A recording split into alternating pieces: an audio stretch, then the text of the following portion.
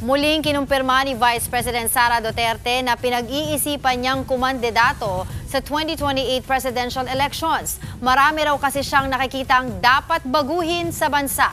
Magbabalita si Bril Montalvo, exclusive. Sa unang pagkakataon ngayong taon, eksklusibong humarap sa News 5 si Vice President Sara Duterte habang nasa Panabo City, Davao del Norte. Pero tila ilag siya sa isyu ng isinusulong na impeachment laban sa kanya. Tulong mo na sa bayan yan. Pag nagsalita ako, magkakagulo ang bayan. Pinag-iisipan niya naman daw kung mag-i-endorso siya ng kandidato sa eleksyon sa Mayo. Hindi niya raw kasi alam kung makakabuti o makakasama ito sa kandidato. Natanong din siya kung tatakbo siya sa pagkapangulo sa 2028. Sagot ni VP.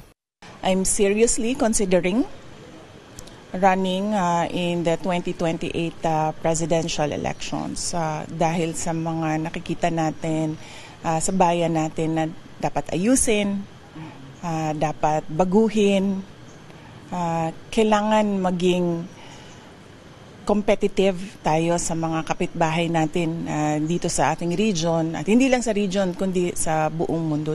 Sa ngayon, hindi na makapagbibigay ng medical at burial assistance ang Office of the Vice President dahil sa budget cut. Kaya nagsara rin ang ilang OVP satellite offices. Pero tuloy daw sila sa trabaho.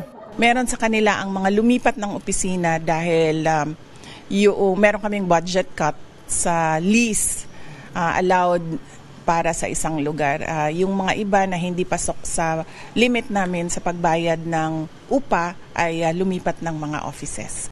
Hirit tuloy ng bise, sana ay matigil na ang pamumulitika at mas pagtuunan ng pansin ng gobyerno ang pagtugon sa marami pang problema. Napakalaki ng problema natin sa bayan. Mahal ang presyo ng bigas, mahal ang presyo ng pagkain, patuloy na tumataas ang presyo ng mga bilihin. Yun ang una nating tutukan dahil yun din ang unang pangangailangan ng ating mga kababayan. Kaya magkaisa, magmahalan. Bilang ikalawang Pangulo, nagpaabot na raw si VP Sara ng pagbati sa mga bagong leader ng Amerika, sina US President Donald Trump at counterpart ni Duterte na si US Vice President J.D. Vance. Para sa 1PH, Bril Montalvo, News 5.